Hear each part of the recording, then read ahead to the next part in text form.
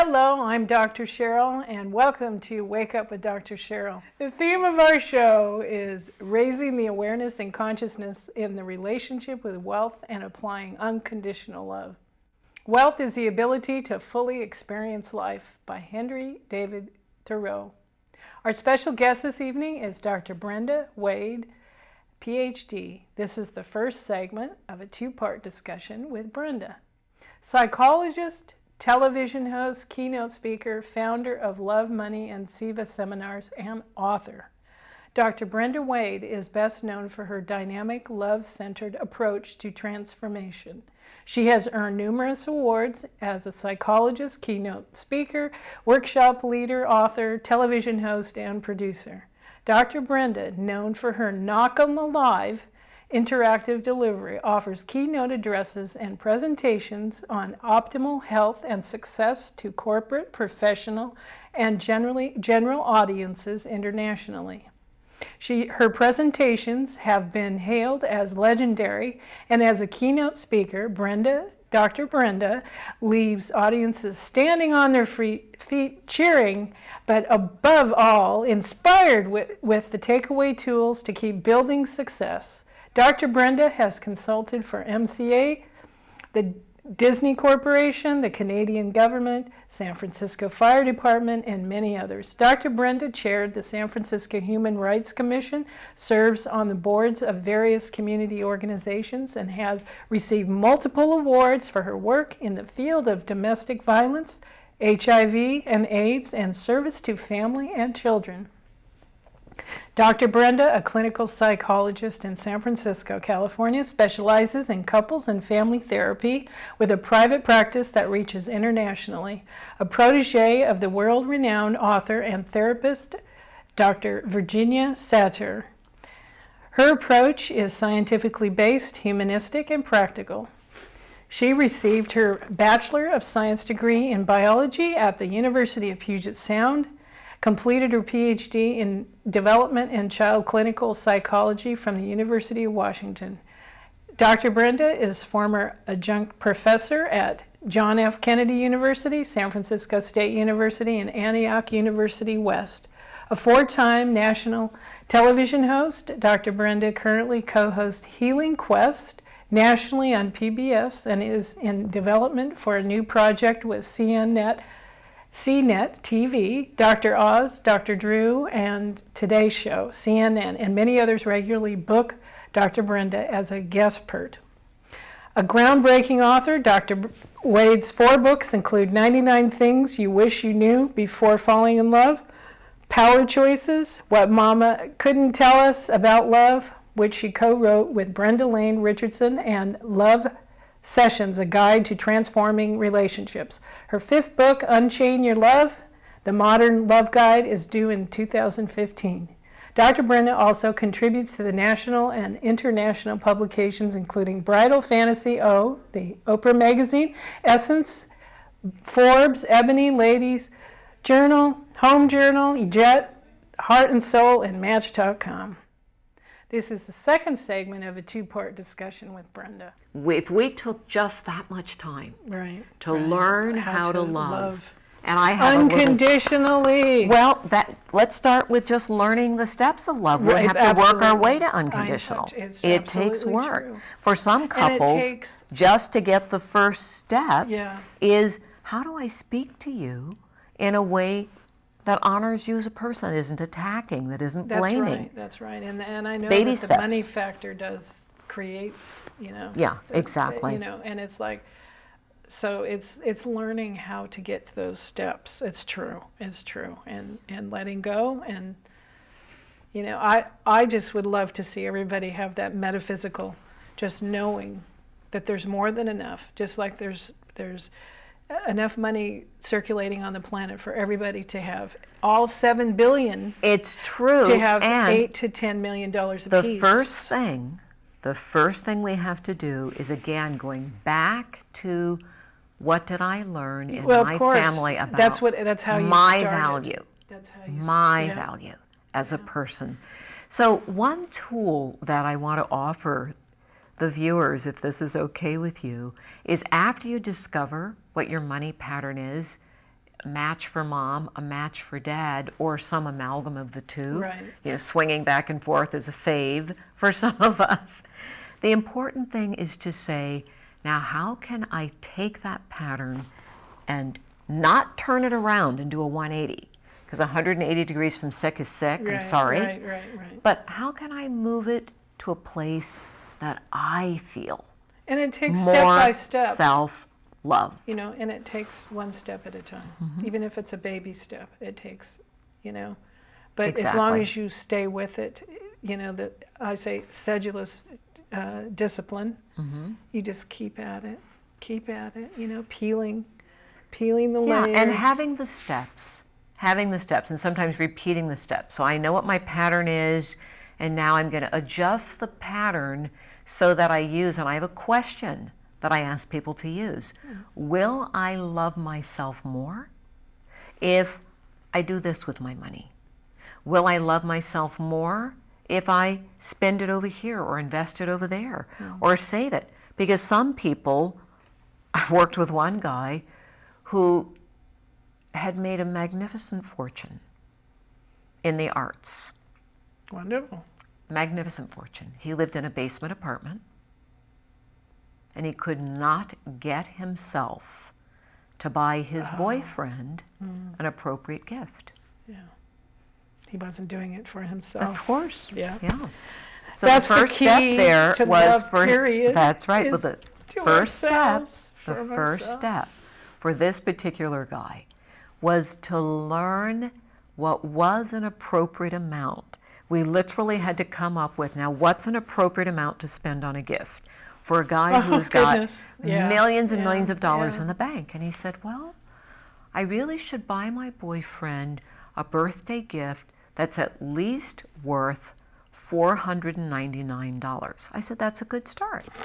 That was a good start for him. So he had to learn stretching, that's the to most take the money out of the bank and go and spend that $500 on a gift. And it was a big thing. Yeah, I'm sure it was. It seemed small, but it was huge. And then all the feelings that came up. He was terrified. He felt somehow he would be used and then abandoned because he had been abandoned, which is why it all had to stay in the bank. The pattern, Pattern, oh my God, break these patterns so we can all be healthy. Well, the first step is to see them and see where they came from. Of course. The minute we see the family history, we get to compassion. The next step is we're going to shift it. Sometimes it means I'm going to take money out of the bank and spend it. Sometimes it means I put it in the bank and I don't spend touch it. Yeah, absolutely. Because we've got depends what the patterns are. Exactly. Absolutely. But money and love are, as you know, inextricably linked. How we use our money has everything to do with how we feel about ourselves. Be they overspending, under-earning, what I call money bulimics, the feast and famine people that go up and down. It all comes from over here. Back in those family patterns again. Well, I was fortunate. I had a grandmother that always said, save your money, no matter what. I'd hear her, and I still hear her, save your money. Yes. Very important. Because my parents weren't very good managers. So you were able to use grandmother as your model instead of your parents, which makes all the difference. Now, here's one of the big secrets. How we handle money is how we handle our love lives. And I have found so many people, myself included, mirroring how I spend money and how I am in my love life. So you heard me say earlier the little people pleaser was at work? Well, people pleasers are always using their resources to take care of other people. So I would just spend every penny, usually to help somebody else, to take care of someone else. And it's very challenging for me, and I'm working on this. I want to be completely candid. Well, I couldn't get it out, candid. I'm working on receiving. That's my biggest thing right now. Hello. Receive, We're both working on receiving, because it is so easy to do the giving for some people. Yeah. Doesn't surprise me. It's the lesson. It's the journey that I'm expanding on and that I'm working on. Good for you. Well, you have my wholehearted support. Right back to you. Thank you. I'm working on it. I'm making all these discoveries, and I'm working on my 5th book. And the last book I wrote was called 99 Things You Wish You Knew Before Falling in Love. Right. And of course, money is a part of it. Absolutely. But in this new book, I'm getting to break some new ground and to really bring everything that I've discovered about myself and all the different tools. And one thing that's very different for me is understanding how these old patterns can be transformed: body, emotions, mind, and spirit. Yeah. So I've created this 4-quadrant model that I used years and years and years ago. I think in my 2nd book, I wrote a book for African American women called What Mama Couldn't Tell Us About Love with a friend of mine, Brenda Richardson. And in that book, I had a chance to bring all the family dynamic work. But in this latest book, we go beyond that and ask, what kind of dynamics do we have in the workplace, in our community, and how all the pieces fit together? It is huge. It is. Yeah. I mean, what I'm taking on with my movement is huge. Transforming that relationship. Yes. And it has to happen, no matter what. It is happening, and all the negative stuff is coming up, but it is happening. And exactly. I'm really happy that it is happening, and I will continue this. Good. I'm glad. It needs it out there in the big picture out there. Indeed. And connecting the dots so that this is all grounded is important to me. Absolutely. One of the things about doing that monkey brain research, it took me a while to realize that was an essential part, not just of me hiding out when I was depressed, but an essential part of understanding hard science and being grounded. Being able to really... You literally were underground. Exactly. Yeah, well, that's... But being able to use science as a way to understand what's going on in the brain and the body, and to connect these dots. And I'm so happy that science, the scientific community, is actually waking up to the spiritual dynamic, Yeah. I mean, that, admitting that they know that there's that force. Exactly. That's a huge step. Well, we have so much research now, as you know. Herbert Benson, the Harvard School of Mind Body Medicine. We have Larry Dossey with all the prayer studies. Right here at Cal Berkeley, we've got the Center for Greater Good doing research on gratefulness and forgiveness, and looking at these... Stanford as well. Stanford as well. Stanford in the Shyness Clinic, looking at compassion. I had Fred, Professor Weston. Fred, Yes. come, Yes. and we talked about forgiveness. He's terrific. Yeah. I love his forgiveness work. But the Shyness Clinic is at Stanford doing work on compassion. And how compassion is one of the ways to heal that social anxiety. And again, it's having compassion for yourself. It's the only Primo, way. It's the only way. And then you can have compassion for others. Right. It all starts within yourself. Everything does, really. It does. So it's like, hello, wake up, and you can be free, and you can love freely, you can dance freely, you can do all the wonderful things that we're supposed to do to make us happy, to allow us to be happy. Yeah. If we just focus on those things and take one step at a time to heal it. One step at a time. And I do find, I know this isn't true for everyone, but it's true for me, and I found a lot of people that appreciate having a research-based set of tools and techniques that fit together smoothly so that you can use them. And being able to use them in a systematic way and a grounded way is very important. Yeah. And of course, then there's those that can do it and not totally be grounded. Yes. I mean, that's depends on what it is specifically, the subjective. Exactly. But absolutely. Do you want to share any more about the football situation? You know, I mean, I know you just I generally... think it is important. You know, I started out many years ago leading a group in San Francisco for men who'd been convicted of domestic violence. And it was the first domestic violence intervention program, and it was a justice diversion program, meaning they were convicted and they were going to get jail or they were going to get my group. Okay. And so I had these batterers sitting in this group with me. I think it was on Thursday nights. I don't remember. It's been a while. But the judge was wise enough to give me a probation and parole officer who, Mr. Pugh was his name, and Mr. Pugh was 7 feet tall, I kid you not, and well over 300 pounds. Ooh.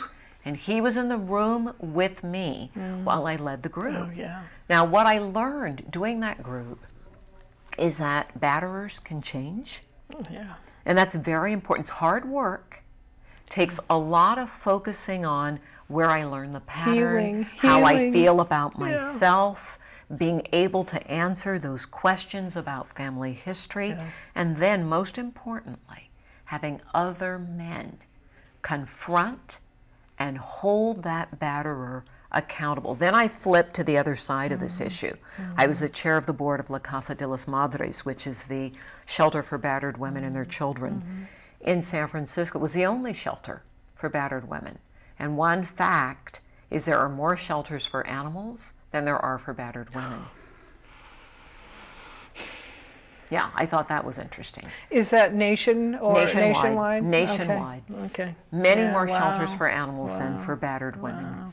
So we have a long way to go in terms of valuing women appropriately, providing care for women when we have 1 million women a year ending up in the hospital because of battering. Domestic violence. It is still one of the leading causes of death for women, as you know.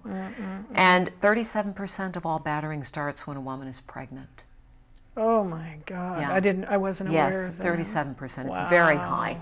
So with my background in this field, I've been paying close attention to what was going on. And you may remember back the O.J. Simpson issue. At that same time that O.J.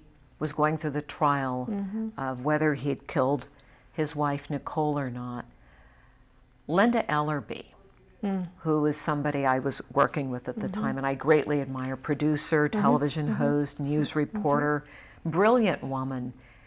Linda said, you know, Pee Wee Herman was caught in a movie theater playing with himself. Right, I remember. And he lost all of his endorsements, lost his television job, lost everything. I remember. O.J. was convicted of battering and he didn't lose anything. So Linda said, gee, it seems to be a bigger crime in America to play with yourself in a movie theater than to beat your wife. Yeah. Wow. I mean, think about it. Wow. So we have the football commissioner who saw the video, apparently, this is what's being alleged, saw the video of Ray Rice knocking his wife out cold and not doing anything to aid her that anyone could see on the video and not doing anything about it. But he knew this since April. So sick. Since April. It is sick, but again, it says something about, and the third book I wrote is called Power Choices, and a lot of it is about honoring the feminine and why, in my estimation, we are afraid of women and femininity. It takes us back to our conversation about feelings. And you know what? Men are still afraid to deal with the feminine that's inside of themselves. That's my point, exactly. It's about feelings. It's about feelings because we equate emotion with femininity. Look what the media, look what the churches and the education are doing to those role models. You know, I mean, it definitely has to change because it's not allowing men also or males to feel comfortable enough to communicate their feelings. Exactly. You know, so I mean, this is huge. It's a challenge. It's a challenge to own that if we put all these pieces together now, that we grow up with this brain that is a miniature recording device as a child. And we take everything that was over here in the family that got passed down, that nobody had an opportunity yet to heal. But it's up to us to go, well, I have the opportunity. You're watching the show. You can read books. You can take classes and seminars. Everything we need is available. We have the opportunity our ancestors didn't have. To say, I can own my feelings. If I own mine, then I can honor you as a woman. I can handle my money appropriately. I can create a relationship that's a healthy one.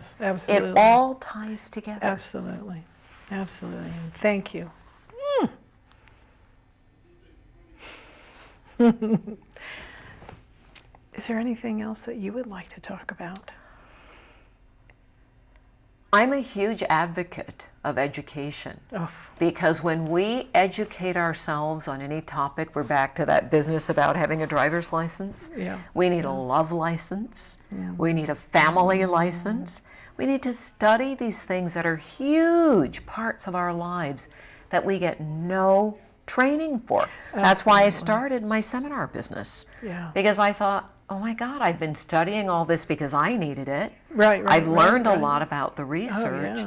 And I've been teaching it anyway, either with battered women, with men who are batterers, over here with people who'd abandoned their children or who were abandoned. I was always out someplace teaching, and I thought, I'm going to create one place people can go, and as I continue to learn and grow, I can put it all here. Yes, and help others, assist others. And I have a gift for your viewers. Oh, wonderful. How sweet. Anyone who would like to have a free class with me, just send a note to drbrendawade.com and say, I watch Awake. Oh, okay. If they say that they're one of your viewers, I'm Awake with Cheryl, then they will get the class. And this class is going to be just a taste. It's only 60 minutes. It's a teleseminar, but it's live, so people can ask questions. And we're going to cover just 4 things. Understanding your body, your emotions, your mind, your energetic self, and how you can take these 4 things and integrate them so that your money and your love life work more smoothly. And I'll guarantee you're going to come away with something you can use. Oh, I'm sure. Absolutely. And that's for you and your viewers. Well, thank you. Yeah, well, I'm always looking to learn every day. So, and you can always learn, even if it's one little thing out of the whole thing that will pivot you to the next level. That's right. And that's what it's about. Just keep pivoting to the next level and keep learning, keep getting freer, keep loving more. And I like that pivoting. Yeah, I mean, it's just another word, but it's but important. I had an image in my mind as you said it. Pivoting. Okay, we pivot because thrusting, life requires whatever, to the next level. Life requires a lot of that. I mean, and I realize how important it is to be flexible. Because if you're not, you're going to break. Emotionally, physically, whatever. So it's. Well, this has been wonderful. Oh, thank you so much, Cheryl. I love that we've covered all this wonderful, wonderful educational information, because this is what it's all about in healing our humanity. Yes. That's what it's going to take. So, and our time's coming down to an end already. I was like, 4 minutes ago, I thought, oh my goodness. We're almost out of time. So thank you so much. It was an honor to be your guest. It's an honor to have you here, and I look forward to seeing you the next time. Beautiful. And thank you. Thank you, Cheryl. Blessings. Blessings. We have, 1 minute and 10 to go. Okay. So if you want to do any outro stuff, think of anything that you might have missed. It's okay, because we'll do post editing, so it's. Let me just see if anything. Because you covered a lot, and it's wonderful. It's all great information. Yeah, I want to say one thing. Okay. I want to echo something that you said, Cheryl. You said every day I get up and I do prayer and meditation. And I have a formula that I teach, and in the class that I'm offering to your viewers, I'm going to be teaching this formula because it includes body, emotions, mind, and this energetic piece. It's called MEDS. Meditation, exercise, diet, detox, sleep, and support. So this whole range. There are 6 things, and if we could just do one thing in the morning, I would say take 2 minutes. Yeah. Just 2 minutes. To start off, and get quiet and ask yourself, what is my intention today? Because what it takes to get clear and say, what is my intention? Is it to be loving? Is it to smile at everyone I meet? Is it to make money today? That's okay. Whatever your intention is, to be of service, to experience a miracle today. I want you to notice what happens when you set that intention. Absolutely. And then just breathe it in and have a moment of quiet to focus on the intention. That's a form of meditation. Yes, of course. And it will pay dividends. And what I do is my gratitude. That's the very first thing, is gratitude, because when you're grateful, miracles start happening. Yes. I mean, the synchronicity, as Deepak Chopra says, the synchro destiny. Because if you're awake, things happen all the time that are miraculous. Exactly. And that's the reward, and that's the pleasure of life. And the first step to being awake is taking that silence. Yep. Even 2 minutes in the morning. And I encourage 2 minutes at night. Yes, and absolutely. It'll start to expand because you'll notice the more. And then you want to do it some more. You want to do more. Exactly. Exactly. Thank you, Brenda. Thank you, Cheryl. I so appreciate you and the work you're doing. This is wonderful. You too. Yeah. Cool. I mean, it's all happening. I'll leave you with this: The 4 Agreements by Don Miguel Ruiz. Be impeccable with your words. Speak with integrity. Say only what you mean. Avoid using the word to speak against yourself or to gossip about others. Use the power of your word in the direction of truth and love. Don't take anything personally. Nothing others do is because of you. What others say and do is a projection of their own dream or illusion. When you are immune to the opinions and actions of others, you won't be a victim of needless suffering. Don't make assumptions. Find the courage to ask questions and to express what you really want. Communicate with others as clearly as you can to avoid misunderstandings, sadness, and drama. With just this one agreement, you can completely transform your life. Always do your best. Your best is going to change from moment to moment. It can be different when you are healthy opposed to sick. Under any circumstance, simply do your best and you will avoid self-judgment, self-abuse, and regret. Never give up. First be aware of your conscious, of your thoughts, and catch yourself before they come out of your mouth, especially the negative thoughts into words.